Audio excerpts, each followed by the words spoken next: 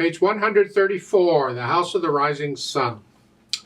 On page 132, they're starting Unit 10. We're just about done with the book. Here they're introducing you to the key of E minor. I've already introduced you. I encourage you to go do the E minor scale because it's relative to G major. It has one sharp. I'm assuming you already know about the E minor scale, but they talk about it there. You can read all about it and have fun with it. Page 135, you get the exercises again on the sight reading. Please do the sight reading. It's really important. Let's talk about the House of the Rising Sun here thingy. It's 1 page long. It's not very long, 4 lines. It is repeated though, so now it's twice as long. It's 8 lines. Treble and bass clef, 3/4 time. The 1 sharp in the key signature tells you it's either G major or E minor. If you look at the end, you're here. It's an E minor chord. We're figuring it's an E minor, especially since that's what they're introducing it to, E minor, and it tells you at the above it's in the key of E minor. Yeah, okay. Has a pickup beat. Let's check the fingering out here on the right hand here. It's a 3-1. That means you play with the 3rd finger, and while you're holding it down, you put the thumb on it. You substitute 1 finger for another. Here, this way you're in position for the rest of it because we want to connect this with the fingers. So go ahead and do the substitution immediately. I mean, you can do it any time during it, but yeah, I found it better to get into the habit of doing it immediately because in some pieces you got to do a finger substitution very quickly. So if you get into the habit of doing it immediately, it helps. So there you go. 1, 2, and 3, and 1, and 2, and 3, and 2. And reach up for the octave. And you can collapse then because you're here. And then measure 8. And again, we're going to take advantage of the repeated note to change hand positions. 5th finger. And 2 and 3. Okay. Measure 12. Again, take advantage of the repeated note to change hand positions. And then it has the RH in the lower staff. Now both hands are playing in the bottom staff. And then 4th finger now, and thumb. And then the last measure, that is a G and an E. Remember, 1 ledger line below treble is a C, it's middle C. 2 ledger lines would be an A, and under that is a G, so it's here. Really, the whole thing is here. The whole chord is this. We're not using the B. We don't have to. It's fine. And I recommend you finger that 2-5 if you can. This way, you're in 1 hand position for the whole thing. The left hand's just got broken chords. In here. In here.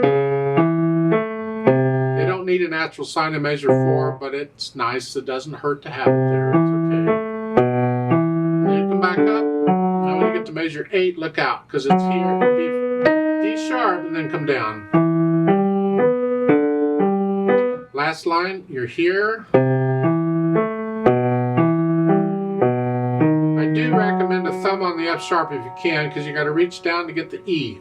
And this just gets a little bit closer. Even if with little hands you can't reach it, at least you're a little closer to where you want to be. And I like their fingering there for the left hand. It is a 4th finger, yes. That's the fingering for the chord, good fingering. Some teachers teach 3rd finger there. I disagree with that, I really do. It should be 4th. The hands together. See, I've already done this before I beat 2.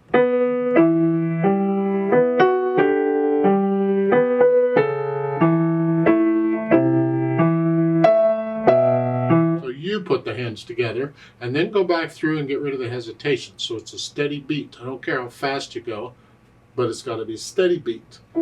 Then we have the articulation, and that's the lifting up and the phrasing. The left hand connected all the way through if you can, but you can lift up. Measure 4, finishing a phrase, lift up. It's like taking a breath.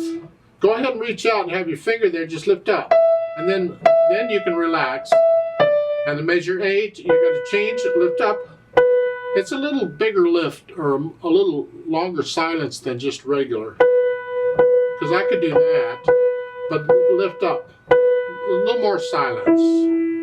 Same thing in measure 12. Lift up. So it's a new.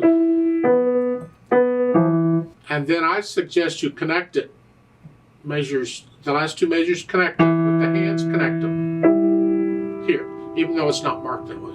The dynamics, of course, apply to the melody. How many times have I said that? It's moderately loud, mezzo forte, whatever you think that is. The left hand's got to be soft.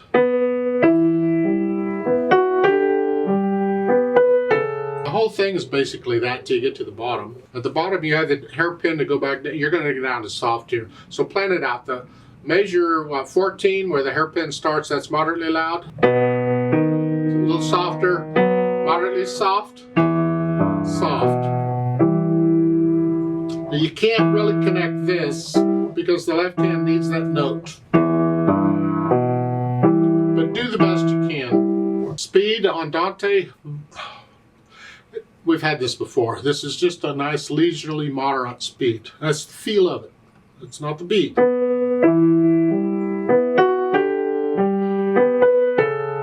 Because if you go too slow, it'll just drag.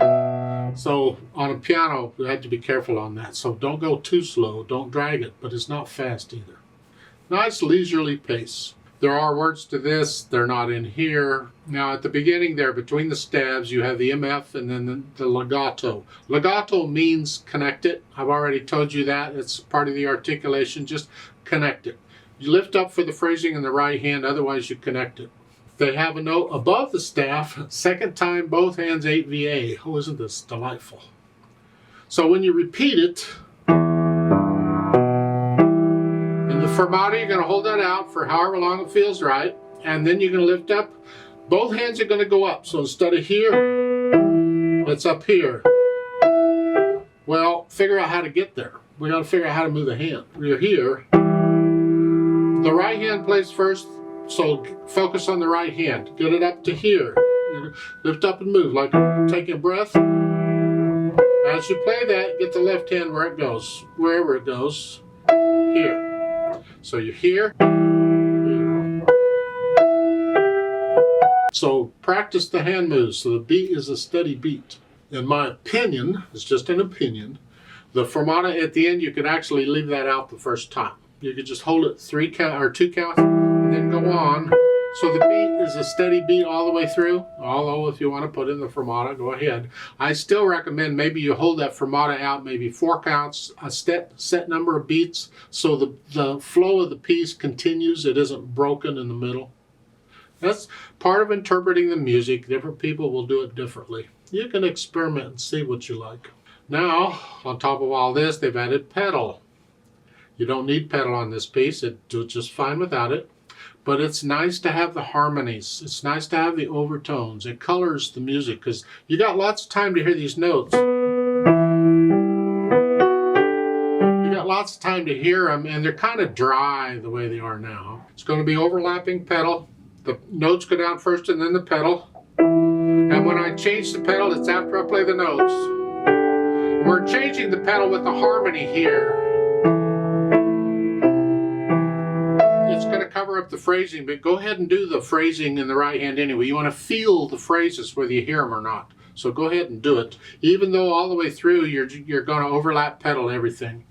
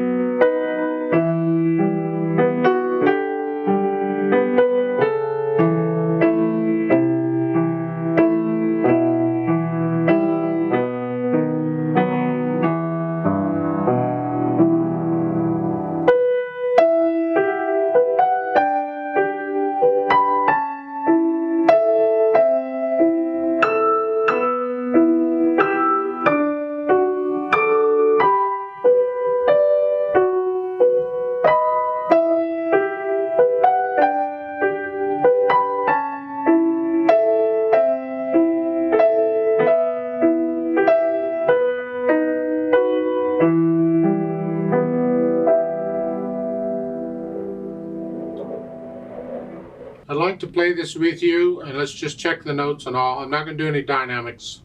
I'm going to hold the fermata note 4 counts instead of 2, and we are going to do the repeat. We're going to go up an octave in the whole bit. So I'll give us 2 counts because we come in on beat 3.